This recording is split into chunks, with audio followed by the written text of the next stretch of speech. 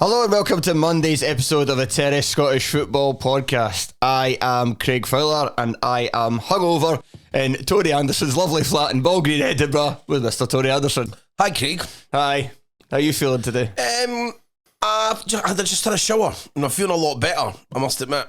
I was lying in my bed in a pit of despair, about to come through and tell you I'm just quite simply not doing this. but we're here now. We watched sports. We watched the Celtic game earlier, which was very, very good fun. But I was extremely hungover while I was watching that game. Yes. So I couldn't really take a lot in. But what I did notice is that Killy were just completely all over them. Yes, it was mental. It was very strange to watch, especially in the kind of not in quite your right frame of mind. It's like I don't understand this even more now. I kept on asking. I was like, I don't know if I'm fully paying attention, but every time I look, Kilmarnock are on the attack. And it was bizarre. I've not seen Celtic dominated like that in years, domestically. I think in the second half it was like 10 shots to 5 in favour of Killy. They were all over them. It was like swamping them. It was absolutely bizarre. I don't know how they've done it. I mean, McInnes moved to a back four again, which is something we've been praying for, but it's something I think he has used in these games against the Old Firm, where he has, obviously, that's his third result. That he's got. Aberdeen fans must be raging, eh? Why could you have not done this for the cup final? Yeah, like, please. We beat them once in the entire time you were Aberdeen manager. But yeah, just an absolutely colossal result. And like I said, it's fun because it was a colossal performance. It's not a backs to the wall job. Yeah. They went toe to toe with them and they battered them in the second half. You kept thinking it was going to be a Celtic victory in the end because you just thought they're just not putting away those chances. It wasn't that they missed many sitters, it was more about the fact that they just couldn't seem to force the ball over the line. Mm-hmm. And you were thinking, you could have seen this story before where a team plays really well against one half of the Old Firm but they just can't get it done. But ultimately, Nat Phillips, OG, he doesn't look very good. He's like, it's bizarre. He's like, I suppose you start seeing like why he's never played football for anyone. Because you look at he's got like under like what is it like? He's got like under 50 appearances or something professionally, and he's not young at all. But he does go out with Liam Gallagher's door. So who's the real winner? It swings around a bit. There was a key tactical change, I think, for Derek McInnes in this one, in that they started off the game with Liam Polworth, who came into the side, which is even, because we talked about it last week, like, why is he not against Hearts in that game? Like, why is Liam Donnelly playing 90 minutes and he's got Liam Polworth on the bench when you're needing a goal and he's a more creative player? So the decision to start him against Celtic makes that choice last week even stranger. But Polworth starts at the number 10. Him and Vassell don't really link up that well. But then Polworth gets dropped in a deep line playmaker role and then Brad Lyons is pushed forward. And that's when Killie start to get a lot of their joy because it's using energy high up the park. And then he gets very bold in the second half. Strange for McInnes. He gets very bold by when Liam Donnelly needed to go off. He brings on Marley Watkins and puts him up front alongside Vassell. And then again, that's the kind of more the energy. And they two really work well as a pairing because Vassell's got the physicality and Watkins has got. He doesn't quite have the pace it used to, but he still runs a lot. And he brings the energy and the dovetail very nicely in that sense. But yeah, it was bizarre. It was bizarre to see. Like that midfield shouldn't be running over the top of Celtic. No. It's like, what we got? Polworth, Donnelly and Brad Lyons. Yes. It's not good. I mean, I'm not, let's be quite frank. It's not particularly good, but they totally dominated them.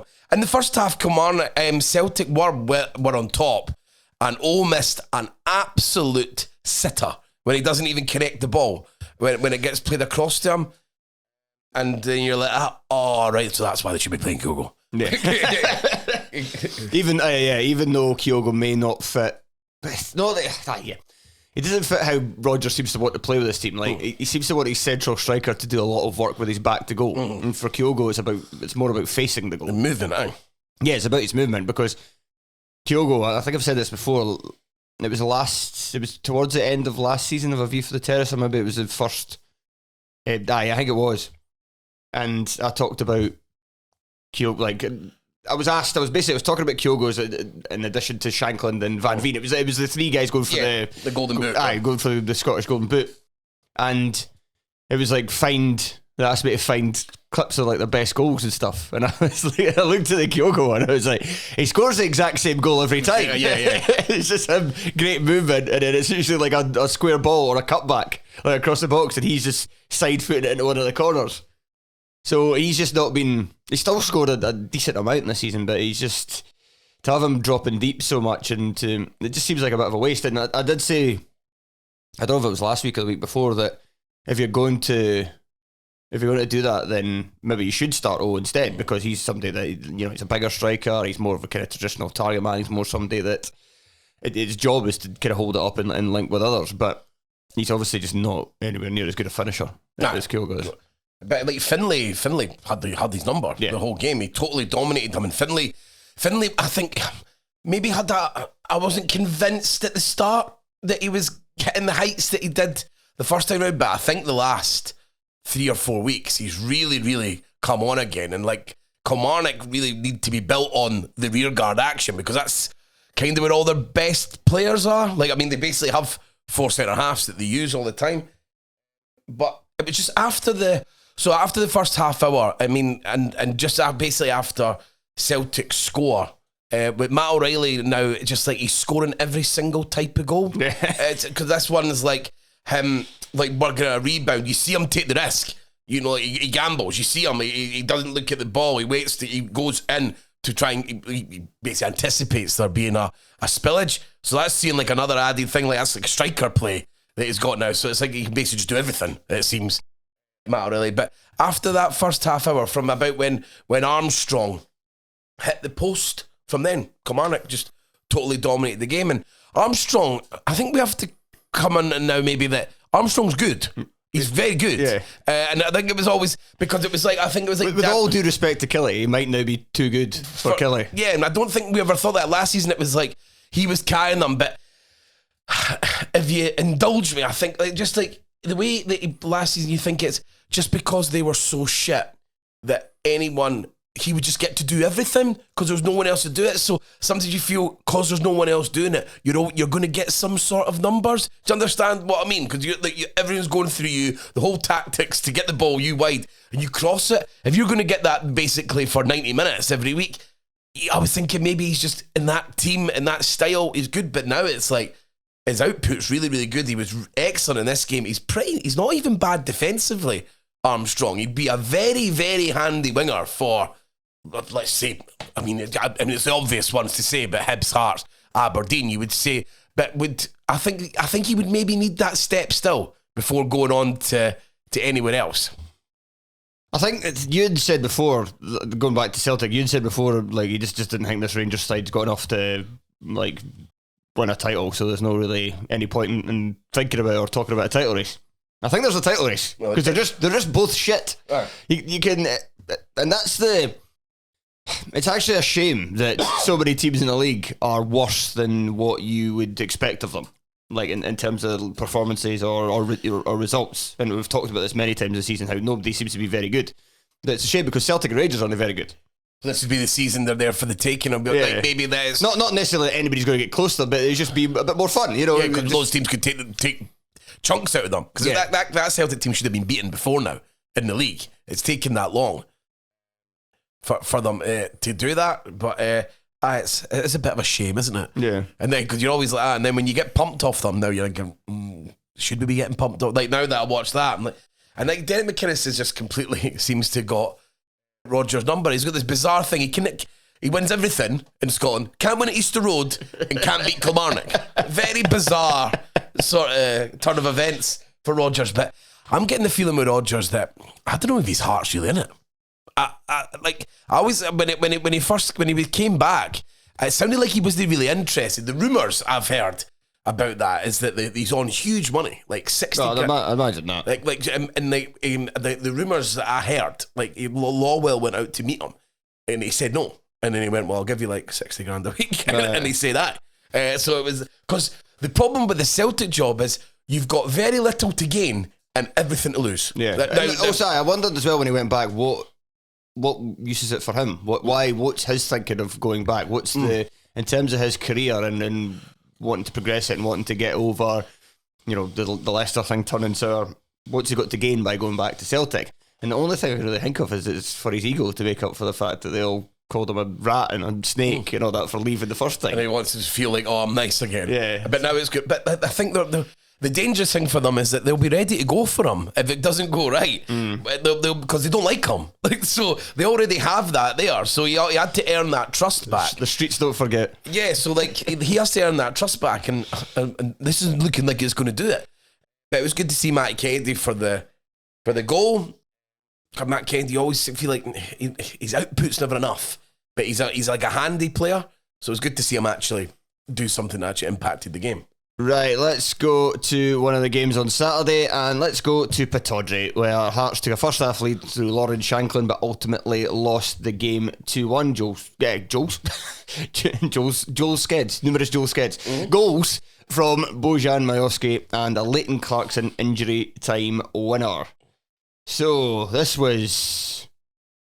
I was literally going to say this was a game of two halves, and I stopped myself. No, but I mean, we're very hungover, so I was struggling to formulate my sentences in the last one. We should probably say why we're hungover, because it seems very unprofessional. But we'd scheduled this, and then a friend of ours has lost a couple of loved ones very recently. So a very good friend of ours. So we were basically right, we'll come out to meet you and get some pints, and then we're going to do it at the podcast. Let's just see if we can do it hungover. I'll stay at yours and we'll make an attempt at this the next night. So that's why we're both. We don't normally do this. No, I don't normally do this. And also, I said it's Monday's podcast. We're recording this on Sunday night. Yeah. So we are getting there. But back to Hearts being shite. Yes, yeah. So the first half, Aberdeen were terrible, and Hearts were definitely better team until the goal. I would even say for 10 minutes afterwards, just looked very comfortable. Aberdeen crowd was really getting on the back of the team because they were shite. Like, the passing was terrible. They were a lot of it was kind of just seemed quite aimless. A lot of really easy mistakes, and it kind of looked like this is the end for Robson. This, like, or I was actually wondering, like, do they just give him next week the cup final and then lose that, and then it's like, okay, thank you for your service, see you later, kind of thing. And then second half, completely different. Right from the start, Aberdeen were much better, and they got their goal. What I've been, I didn't notice this myself, but what I've been, Tom mentioned to me that I was furious at Nieuwenhof and Beringame because they both stop when McGrath goes down. But Tom says you can actually see the ref about to point to the spot, so it does actually maybe make sense as to why the other two stop. And then once he sees McGrath getting back up again, so it's still shite. Very, very good refereeing then. Yeah, still shite from the two Hearts players. You play to the whistle, absolutely. But it would have been a penalty regardless if they had stopped them. So it's maybe not in the grand scheme of things, the most egregious errors, unlike, I would say, Xander Clark for the winning goal. Oh my. Why is it, like, the least you have to do is to close the angle, right? That's you can get out sharper, you could possibly get there, but you have to close the angle in a 1-on-1. Why are you running backwards? It doesn't make any sense on any level of why he's doing that. And it's like him playing it's good, I really like this. Him playing for Scotland's fucked his confidence, and it's fucked it for Hearts. It's great. It's absolutely great. A friend of ours said before the game, like, why is Clark playing? The fact that Gordon's back on the bench means that he's going to be shitting himself and he's going to throw one in. And he didn't quite throw one in, but Clark's not in good form and he's not got, his confidence is low. Gordon's coming back. Gordon's such a massive presence that the only way you can handle it, really, is for him to not play. If he's not going to be your goalie, don't have him on the bench, because all the fans are expecting him. If he's going to be in the bench, he's going to come back. All Hearts fans are saying, like, when Gordon comes back, it may be that he's shite. It may be that injury and that length of time out at this stage, at his age, might mean that he just doesn't have it anymore. But if that's the case, he should not be on the bench. Just have McGovern on the bench. It's like a spectre. Yes, it is. He's looming over. Like, his presence is too big to be sitting on the bench, and I think it will affect Clark. And I think for the next game they have to put Gordon back in. Ewan made this point really early on in the season when we were talking about we were doing about signings pods. And it was about Jojo Wallacott. And he said the exact same thing because of David Marshall. Yeah. He's like, it's not going to work. Because no matter what, even if that goalie starts, he'll know that if he makes any type of mistake, they'll be ready to put the other goalie back in because they're just such a presence. They've got such a big career. So, yeah, I mean, it can have a really negative effect. He got a few things right, though, Robson. I mean, interesting, he put Milne at wing back, didn't he? And then he had Dickie Devlin in the back three. So Rubišić was dropped in midweek, wasn't he? And then he dropped stayed at the team. So having watched the defence, we'll get on to Hearts' attacking deficiencies very soon, but the defence looked a lot more steady because Rubišić is just a bomb scare. Aye. And he can dominate at times, but he just makes so many runs. He's got a lot going for him. Whereas Gartman and Jensen both have like clear, kind of cooler heads, and Devlin's been low key Aberdeen's best player this season. I think he has. I think he's been like. I don't think they were intending him. Well, probably Majowski, I would say. But he's maybe like runner up. I don't think they were intending. I'm trying to get my head, because I was talking to Craig Anderson about this. I'm trying to get my head around. Is it a good thing that Devlin's like that, or is it actually an indictment to Aberdeen that Devlin suddenly become like one of their better players? But he's been really safe, and I quite like him in the back three as well, because he's good in the air, so it works, and he can defend his back post, and he can run out with the ball, which gives him another, because he's used to bombing on down the right hand side. I know he's not a great attacking player, but it adds another element to their team that can actually break forward, because the back three, it was three huge guys. And not really, I'm not saying that they're bad on the ball, but Devlin could actually underlap, he can go forward, which it can actually add to their attacking arsenal when they have that. Go back to Hearts. So last week's show, I gave Stephen Naismith some praise and said, I wonder if he actually might be alright, because he has been doing things in matches and making wee tweaks to games and to lineups, and I've seen what he's doing, and it makes sense why he's doing that. The problem is that this team can't attack at all. Like, it's so useless in terms of creating chances, and it's so fortunate that they've got Lauren Shankland in the team, and there's a lot of talk about Rangers. Like that seems to be increasing, and it makes sense. I said earlier, Daniel Armstrong's too good for Killie. At this point in time, Lauren Shankland is far too good for the rest of that fucking Hearts team. And without his goals, Hearts would be completely knackered, and there just seems to be no real. So, like, go back to the end of last season. So Hearts have lost Josh Ginnelly, right?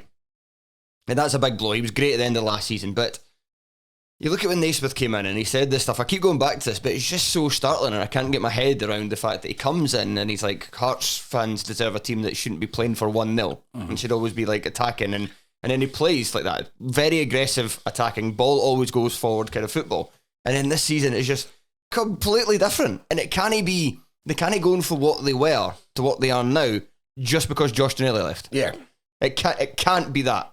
So he's got to carry the can on that. Why are you putting out a team that just can't create chances consistently for the expensive talent assembled? It's Hearts look quite easy to play against. It's all like everyone's played in front of you when I've seen it recently, and obviously it's got a chronic lack of pace in the Hearts team, which is always going to be a problem.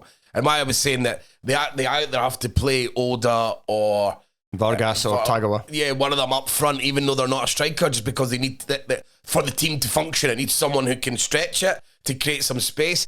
And it's getting to the stage now where teams are quite happy let Hearts have the ball. And then when you go in the midfield, I like Benny Beningame. I think he's a really good player. But again, with Neuenhoff, bland. It's too bland. Yeah. There's no risk takers in the Hearts team, and it's boring to watch. There's loads of okay players. It's a Hearts team with a back three, two sitting midfielders, and two defenders at the wing back positions.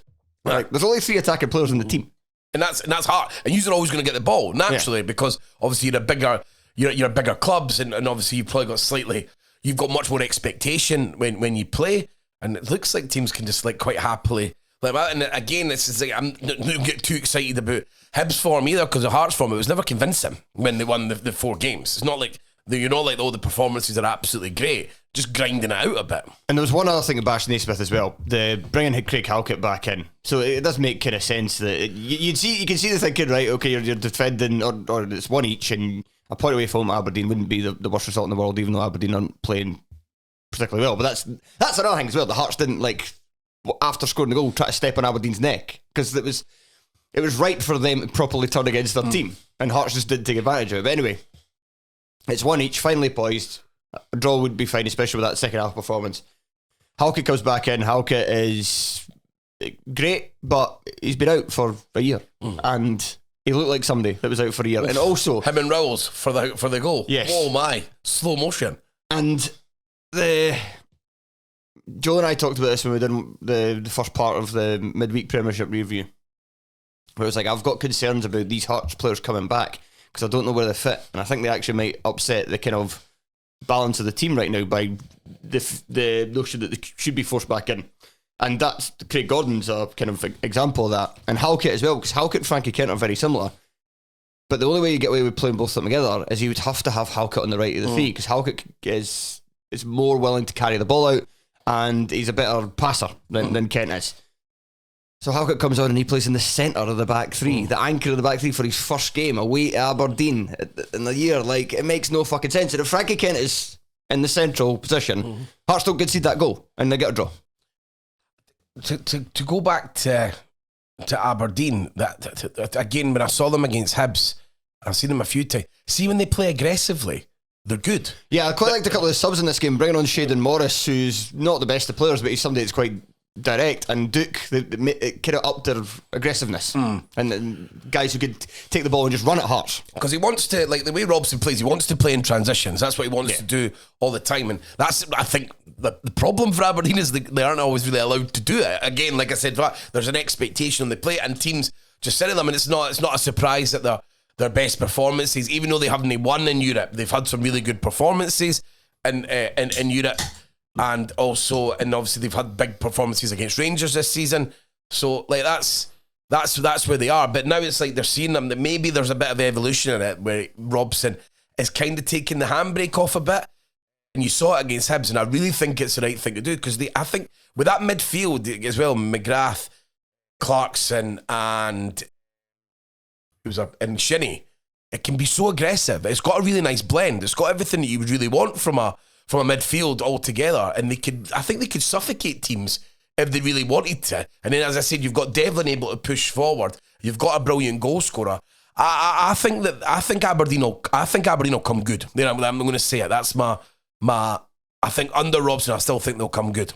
Right, let's move on for this game, and let's go to Fir Park, actually, where there was a bit of late drama and a very satisfying headed equalising goal from Mika Beereth in the 92nd minute. Oh, that was lovely. To cancel out Bevis Maguire's OG and mint one each between Motherwell and St Johnstone. Yeah, that header was class. Nah, I absolutely loved it. I was sitting watching sports in earlier, and he's like side on, and he gets such good connection on it. He absolutely bullets it in, and it's really good from Bear, and something that Graham's been saying.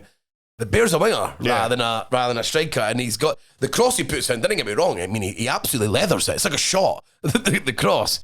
But it worked it really well, and there's maybe something in that, because with Bear's size as well, it would also give you the option that you can do long diagonals as well. Like, you could use them as a weapon in other ways. It might be the best way to maybe get the best out of them, really. Yeah, no, that's seeming increasingly like that's the case, and they kind of have to use him because the other forwards aren't that great. Like, Wilkinson got the goal last week, but he's not, and Jonathan Abika, like Graham said, like the fastest he moved is when he got subbed off. But this was a bit of a slight kind of last throw of the dice for Kettlewell stuff here, because he's under a lot of pressure. Motherwell just only winning football games, and their defence is Gubbins, shocking. Yeah, but he brings in Georgie Gent for his first start, and I was saying, was it Gent or Gent? Apparently, well, according to sports, it's Gent. Gent, which is bizarre. Hello, Gent. Sir. will you be crossing this evening? Absolutely bizarre. Would Sir like to take me on? Yeah, do that. I'll be taking the throw-ins today. Gent. So, yeah, he comes out, and Dravosky starts as well in front of the back three. Because we were talking, maybe you were saying they don't have a defensive midfielder. They do. Yeah, they bought one. You're just not using them. You can't say you don't have something when you do. It's up to you if you choose not to use them. And they added something to the team, and it kind of does show that, like, it's good that he done that, and but Motherwell still weren't great in this game. But both of them showed enough that basically you could use that as a further question mark on Kettlewell, saying, well, why are these guys just barely getting a chance when they've clearly not terrible, and our form has been terrible. Yeah, exactly. When you've not won why is it taking 3 months and no winning for these guys to really and like, I mean, Gent changed the game last week. He was really helpful, and then the next game they're fucking changing it. They put in the wing backs inverted on each side against Ross County. They had O'Donnell on the left and it was bizarre. Yeah. And then, but you've got a wing back who plays there. Just use him, and he was pretty good the week before, so it didn't really make much sense. But St Johnstone, they'll be chuffed to that, will they not? They'll be chucked that way though. Yeah, that's annoying, but the fact that they're just still continuing to pick up points under Levine, it was just, like you said, it was just perfect manager for them to hire. Now they've got 5 point gap on Livingston. It's obviously still, they'll not want to fit in 11th, and they'll not want to fit in 11th place either. We'll get to Livingston later on. Just how but it's interesting because I did say in midweek, because I watched the Saints, the All Saints derby, and like looking at St John's team, there was like nice interchanges, like nice triangles of passing at times between like Phillips and Sprangler and Carey, and Yaisi making a drop. Carey had a really good game, did he not? Yes, he did. And Yaisi made dropping deep, was able to link on them as well, but there was no real goal threat like again in that game against St Mirren. Like nothing that looked consistently like they might break through. It was just kind of Carey shots for distance, or the best chance other than the penalty was Matt Smith breaking through. Matt Smith scored like about, I don't know, I looked up the other day, but it's like 5 league goals in his career. You know, he's not a goal scorer. So in this game, he starts with, so he drops Sprangler. I don't know, he really doesn't seem to like Sprangler that much. And well, not dropped him because Sprangler only came on as a sub, but he came on 10 minutes into the St Mirren game after Max got injured. But he plays, so he goes with Yaisimi and Kane up front. So he's trying maybe to just put more forwards into the team because there's just not a lot there in terms of goal scoring otherwise. Although I don't know, Chris Kane. If you want goal scoring, couldn't even score that fucking penalty. Fair play. I'm a bit annoyed that they're doing it because they're shit. But, but no, I kid. And also it's Levine as well, so I'll be quite happy for them to do badly. But fair play to them. They've really sorted it out. And talking of Scotland goalies not doing well. Oh, Liam Kelly. See if Angus Gunn gets injured Ross for the Laidlaw is going to go to you.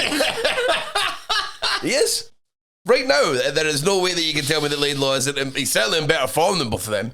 Right, well, we'll actually use that as a link to go to our next game. St Mirren 2, Ross County 0. Another own goal, a bit of a weekend for own goals with Ryan Leake inadvertently put into his, not his own net, 'cause it didn't hit the net. It was cleared just behind the line, but VAR intervened and it was given. And then it was so far over the line, it took fucking ages. And then 5 minutes later, or like a minute after the play had restarted, John Ayunga grabs the second, and Laidlaw didn't help his case for Germany with that one. That shot just goes right through him. Aye, it does.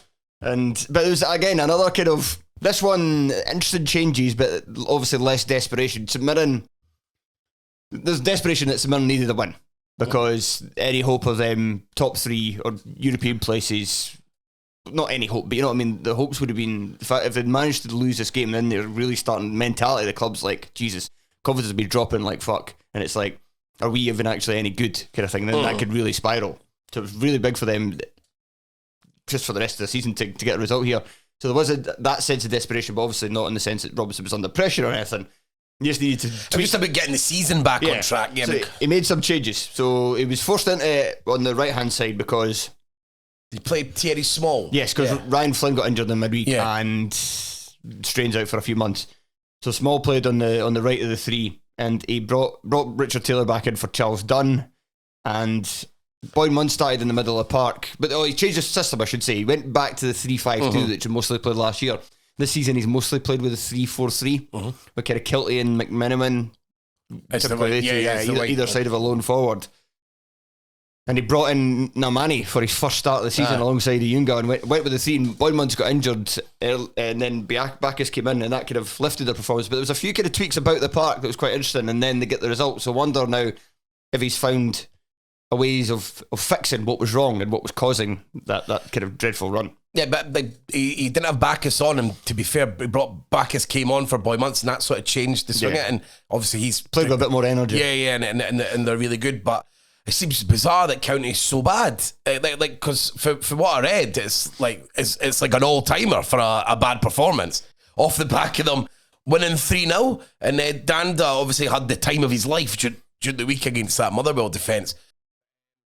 He was subbed off, during the game, which I found a bit bizarre, because even if he's not playing well, he's County managers love subbing off young Danda. Yeah, why do they not like him? Poor Mr. Danda. he's got but he's so creative, and it's even just his set pieces are good enough.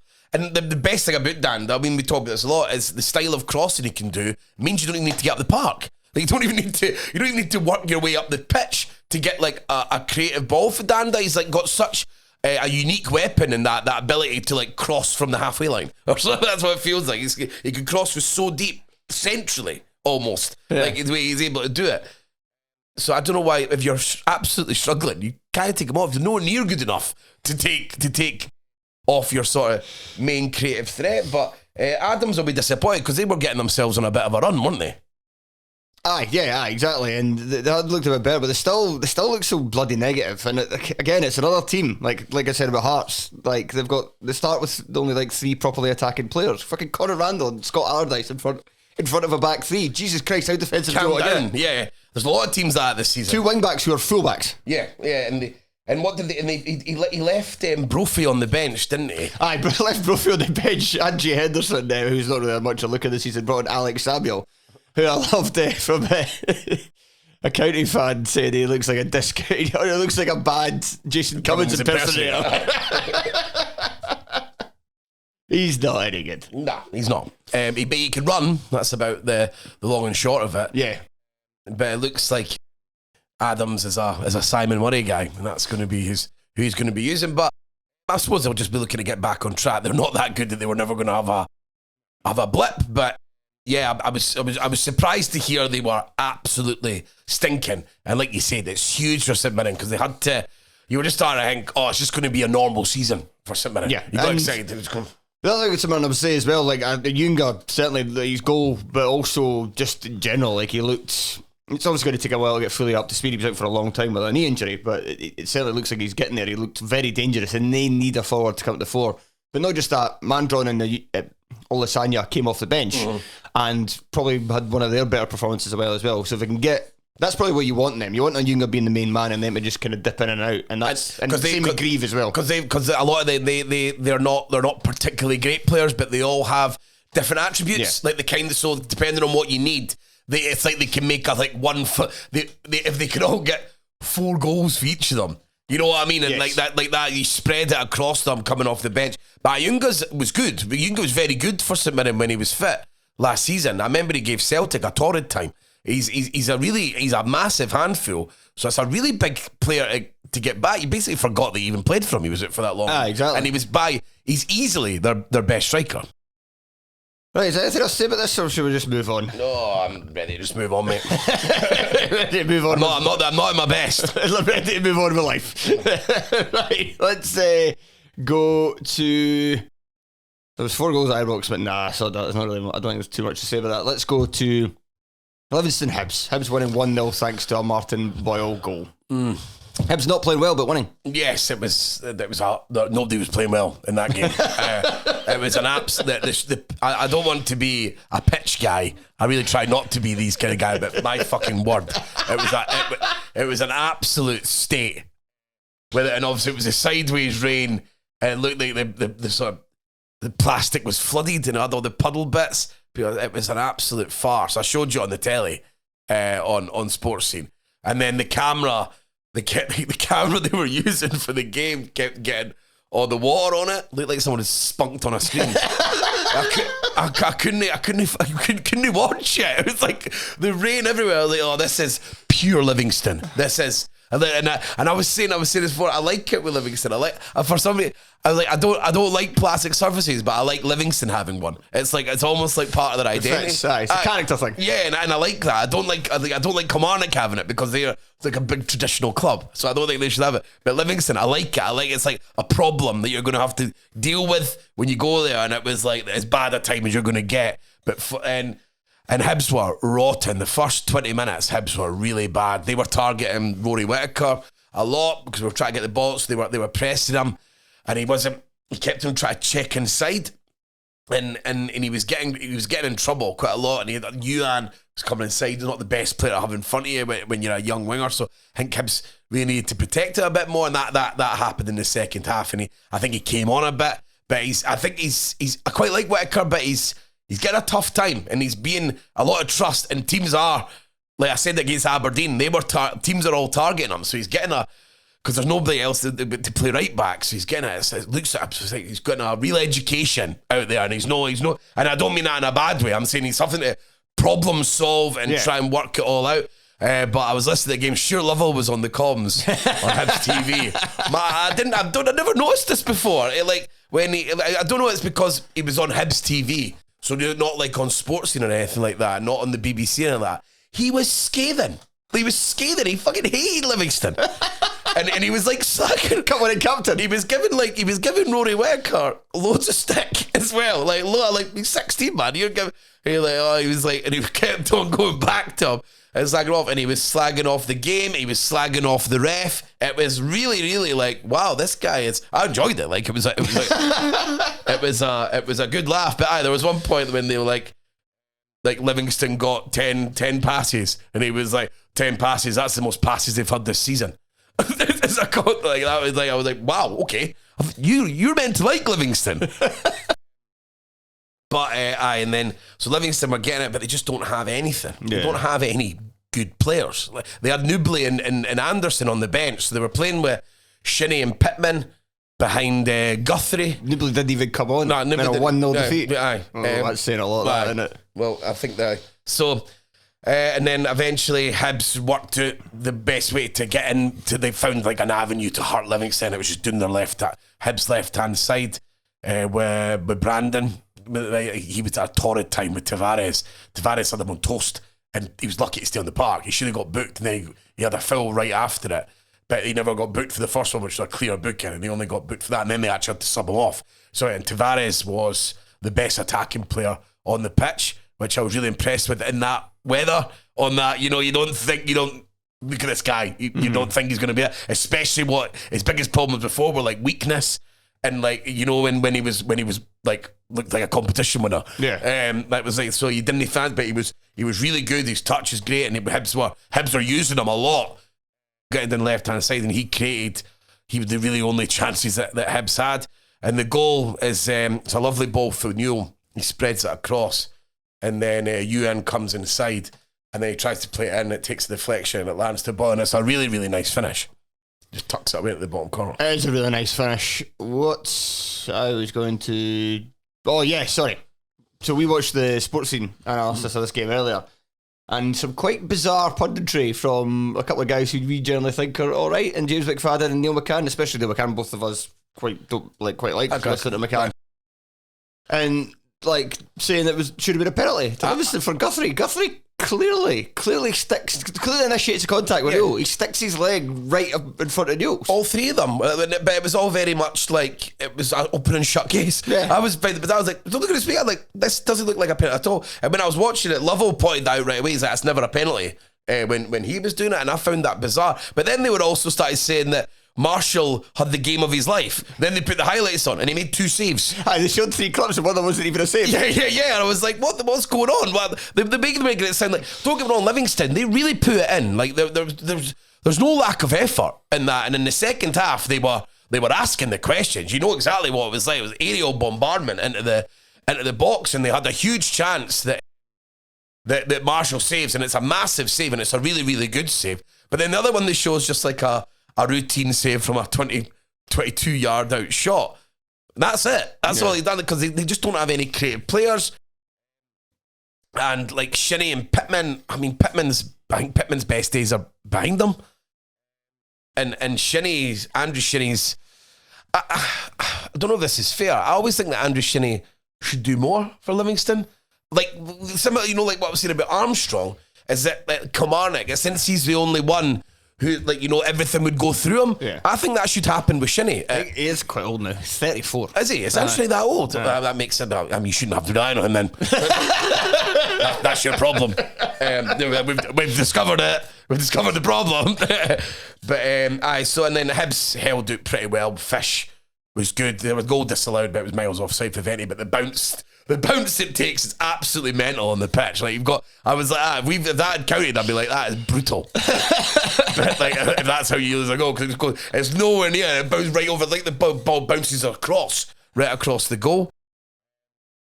So it's a up the road job. Get out of there.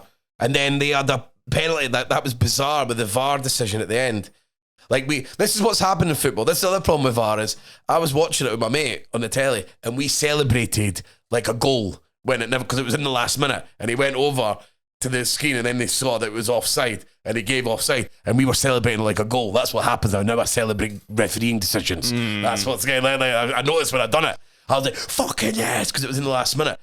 But Paul Hanlon, because it was a handball. But it's obviously they sent him over to check the penalty. Are they doing that because obviously they needed time to do the lines? Yeah. And they're thinking, well, why waste time in case that's wrong? At least he can go and do that. That's the only way I can maybe make sense of that. I don't know what it is, because sometimes I see games and it's like, that looked a really tight offside, and you see the replay of it without the lines. It's like, oh, that is really tight. You're thinking, okay, this is going to take a while. And then it's like, decision comes back really quickly.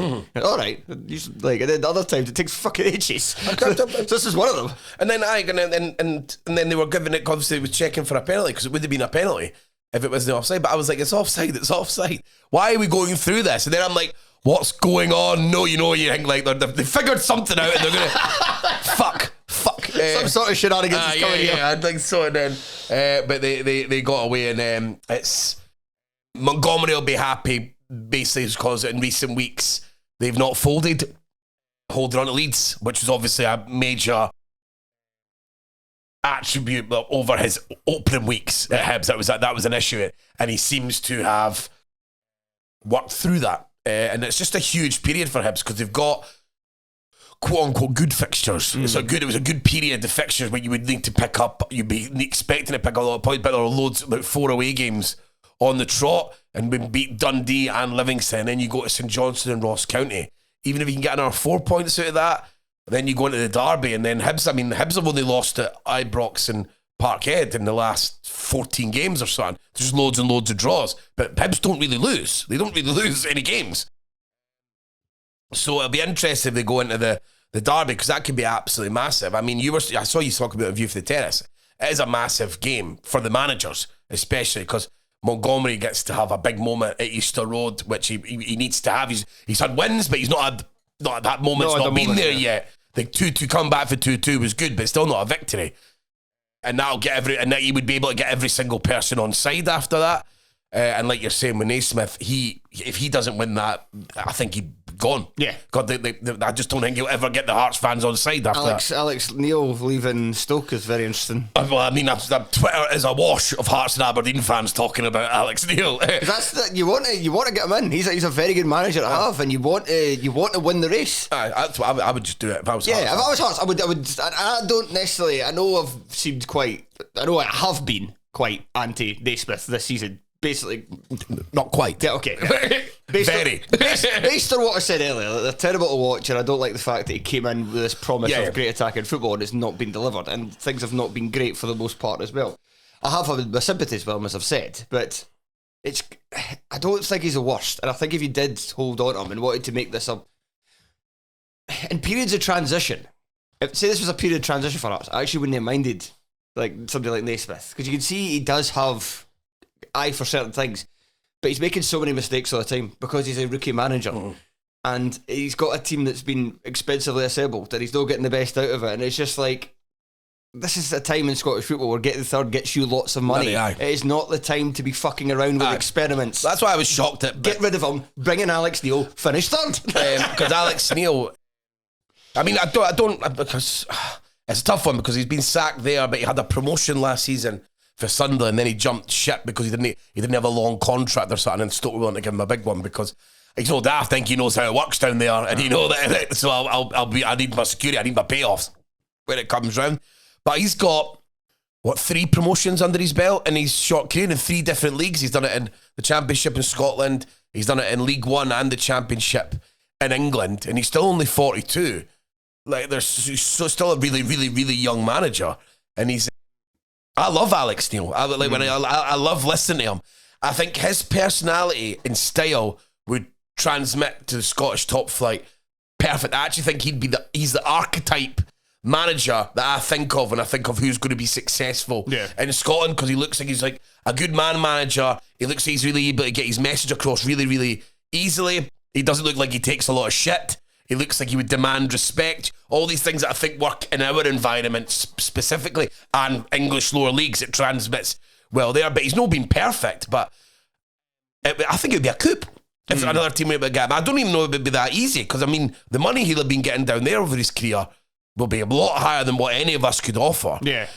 But maybe his timing's everything, and he would maybe get him back, and he may be interested in it because you've got the European football as well. That's a guarantee. He might think as a manager that maybe I can open my horizons through. I know, like, not like a lack of ambition, because he's down south. People would say, "Oh, why are you going there?" It's like you're a championship manager, so you're going to a weaker league, blah blah blah.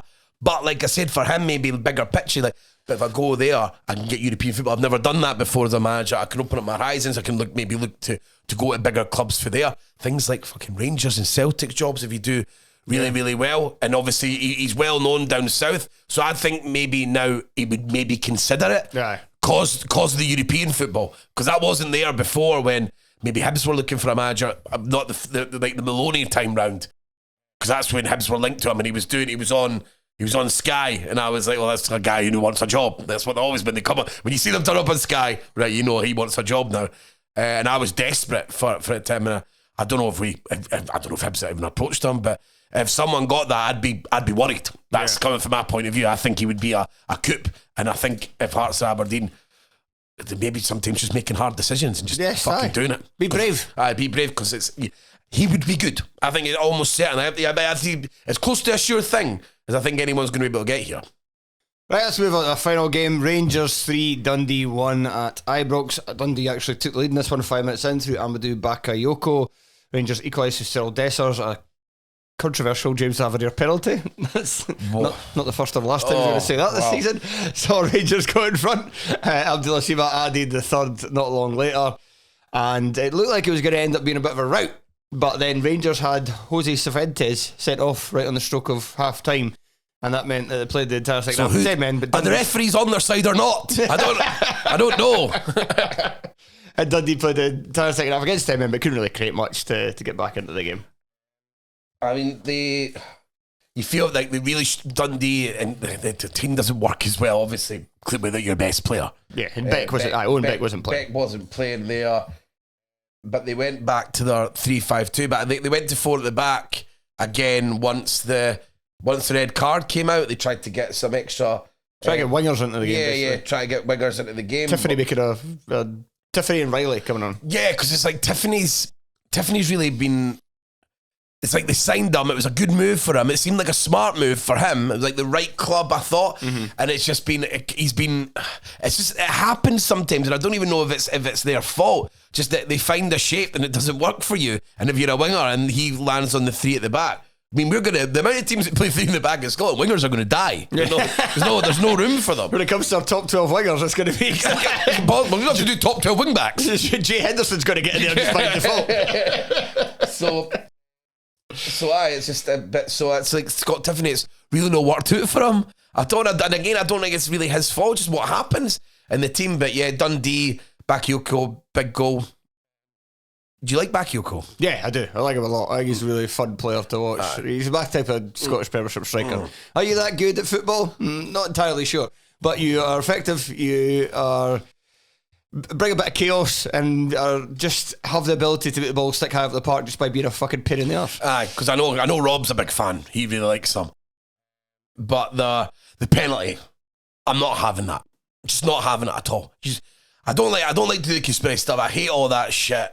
I can never be arsed with it, but Dundee aren't getting that penalty at the other end. No. They're just not getting it. And it's not, again, it's just about, we talk about this a lot, but it's not deliberate. It's all subconscious. They feel pressure. They know that if they don't give things, and they look for things for Rangers and for Celtic, because they know if they don't, it's plastered over every paper. That's what I think. That's the thing. They feel the pressure. Yeah. That's what happened. But it's just, you can make any in a penalty, really, but they're just tucking each other. It happens all the time. Because I understand the ones when they're pulling the shirt back and they're stopping you from moving, like to dart towards something. Even though some of them, I still don't think there's anything in them, but I get them. But that one, pulling the shirt down when they're both doing it, it's just going up for a fucking header. That's all it is. The thing with VAR as well, that I just realised, that's like, I've started a sentence like that about 45 times this season.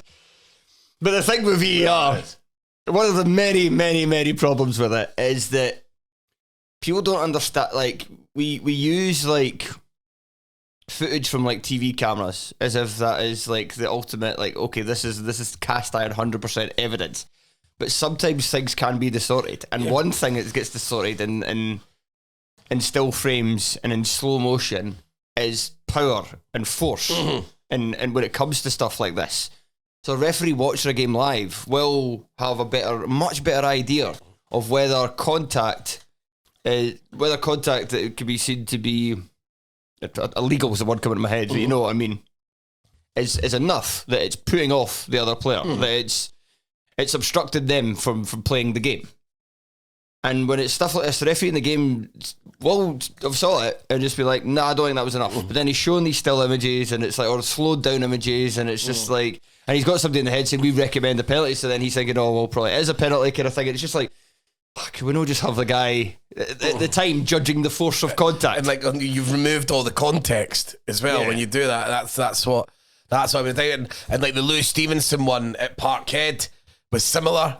Once you do it, you can see there's a little bit of contact, but when you're watching it live, you notice down the side, it's just a trail like the ball's miles away. It's a coming together rather than a tackle. But yeah, once you do it, probably by letter law, you can work out. And it's just, it's we don't need to go in anywhere. Everyone knows it's fucking shit. I even think the people who really, really wanted it have finally realised it it's absolutely shit. Yes. I don't think there's really much else to say about this game. Rangers made a few changes and still looked good. Like, I think there was 5 changes for the game in midweek and still managed to pull out a convincing result. So that's good for them. But that's all really there's about to add to this game. Dessers looked a bit better than he has, but still. Yeah, and just with Dundee, it's like the worst. Peraltes went off injured as well. That's not good because he's also a ball player. Yeah. And when I talked to you about Dundee last week about Motherwell, and I was telling like the style of the team and how it all really, really works quite neatly together. Once you take out, because the problem with a team like Dundee, once you take out, you don't have depth at all. And like you don't have anyone that can come in and do that. And we're not going to have another centre-half who's quite as comfortable as Peraltes, who actually moves forward with the ball and becomes an option. And then he plays along with Boateng in there, and as I said, they've always got options on the ball. And then you've got Beck who can drive into the box and becomes like an attacking outlet. So you take those parts out. It's like what I was saying about Devlin earlier. Like your centre halves, when you play the back three, because you're playing with so many defensive players, they actually have to become attacking outlets. Part of their game has to be to do that because you've got those numbers, and like that's totally taken away from Dundee there. But they'll be really disappointed that they've played. Like, it must be a combination of about 90 minutes against 10 men over the last 3 weeks, and they've got a point to show for it. Yeah. Right, I think that'll do us, Tony. Thank the Lord. Anxiety there, trying to read my notes, trying to get like my words. Oh no, I'm going to stumble. We got through it. Yeah, I've drank 2 cans of Tennent's over the course. I feel better now. That's what alcohol works. That's what alcohol works. Absolutely. But yeah, we managed to do this. Thank you very much for listening to the hungover version of the Tennis Scottish Football Podcast. If you would like to hear more, less hungover content, you can head over to the Patreon, patreon.com/Tennis Podcast. And also as well, as I've been saying in a recent show, I've saw an uptick in reviews we've had on Spotify since I asked. So please, those who've not left us a review on Spotify or Apple Podcasts or whatever, if you're a fan of the show, please do so. 5 stars would be thoroughly appreciated to get us higher up those kind of tables when people just search for football content in general. We do have a YouTube channel. You should, barring any nightmares, but it should be all right. With the cameras, this episode will be available on YouTube, so you can watch the whole thing, watch how hungover we actually look. I look like shit. I always look like shit. So my hair is an absolute riot. And yeah, so make sure as well to like and subscribe when you're on YouTube. And I think that's pretty much it. Yeah. Well, this. Bro. Right, Tony, say goodbye. Cheers, everyone. Bye. And goodbye to everybody. And yeah. Good luck. Hopefully Telford Shaw will be back later this week. Get some good content. Yeah. There's some people who are bright alert. Right, bye.